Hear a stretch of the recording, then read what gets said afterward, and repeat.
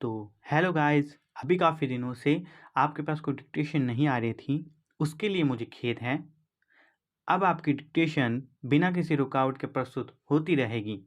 Welcome back student steno. प्रस्तुत है आपके सामने न्यू डिक्टेशन। शुरू।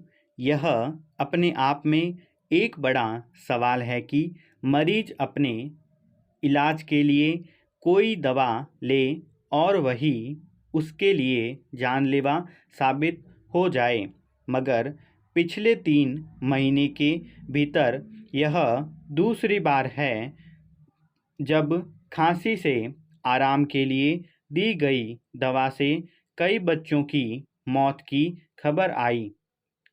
खबरों के मुताबिक उज़्बेकिस्तान के स्वास्थ्य मंत्रालय ने वहां 18 बच्चों की मौत के लिए भारत में बनने वाली खांसी की दवा को जिम्मेदार ठहराया।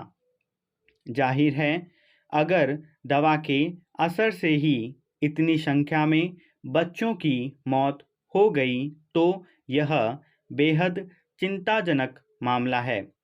फिलहाल उज़्बेकिस्तान से आई खबर के मद्देनज़र भारत में केंद्रीय औषधि मानक नियंत्रण की टीम की ओर से निरीक्षण के बाद संबंधित कंपनी की नोएडा इकाई में सभी उत्पादन गतिविधियों को रोक दिया गया है।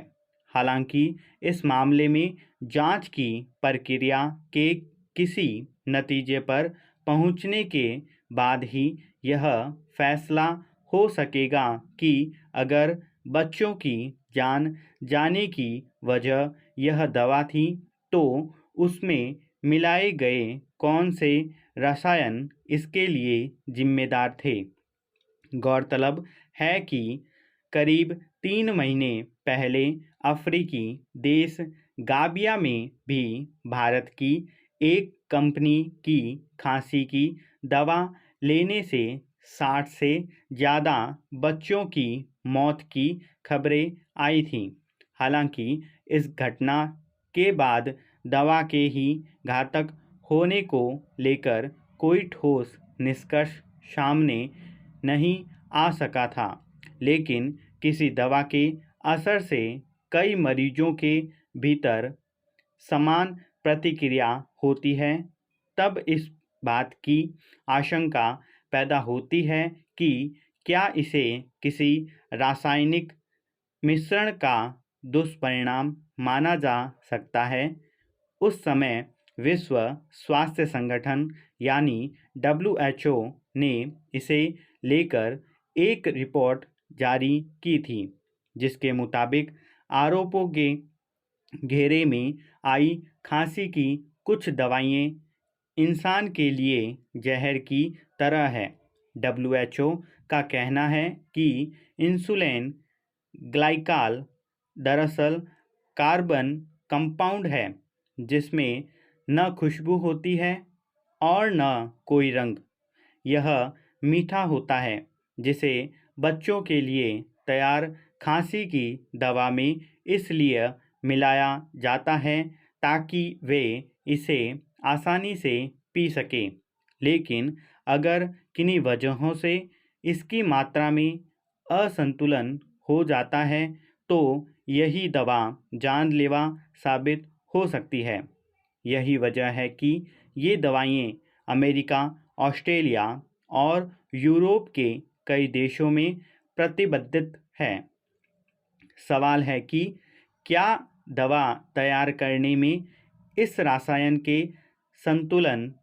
संतुलित प्रयोग का ध्यान नहीं रखा गया, या फिर बच्चों को यह दवा देते समय मात्रा और खुराक की सीमा का ख्याल रखने में चूक हुई। इन पहलुओं का जवाब विस्तृत जांच के बाद ही सामने आएगा, मगर यह तथ्य है कि ऐसी कई प्रतिबंधित दवाएं कुछ देशों में खुलेआम उपलब्ध होती है और कई बार खुद चिकित्सक भी उसे लेने की सलाह दे देते हैं। आखिर किसी दवा पर पाबंदी की वजह यही होती होगी कि उसमें मौजूद कोई रसायन या तत्व मरीजों की सेहत या जान तक के लिए जोखिम भरा या जानलेवा साबित हो सकता है। सही है कि लोग किसी तकलीफ से निजात के लिए बिना चिकित्सीय सलाह के भी कोई दवा खरीद लेते हैं जो घातक हो सकती है, मगर दुनिया में कहीं भी प्रतिबंधित कोई दवा खुले बाजार में कैसे बेची जाती है? ज़रूरत यह है कि एलोपैथी दवाइयों के उपयोग के बारे में जागरूकता फैलाने के साथ-साथ कंपनियों के दवा निर्माण से लेकर उसके कारोबार तक पर भी सख्त निगरानी रखी जाए, ताकि जिंदगी बचाने या कोई तकलीफ दूर करने की हड़बड़ी में ली गई कोई दवा जानलेवा न साबित हो।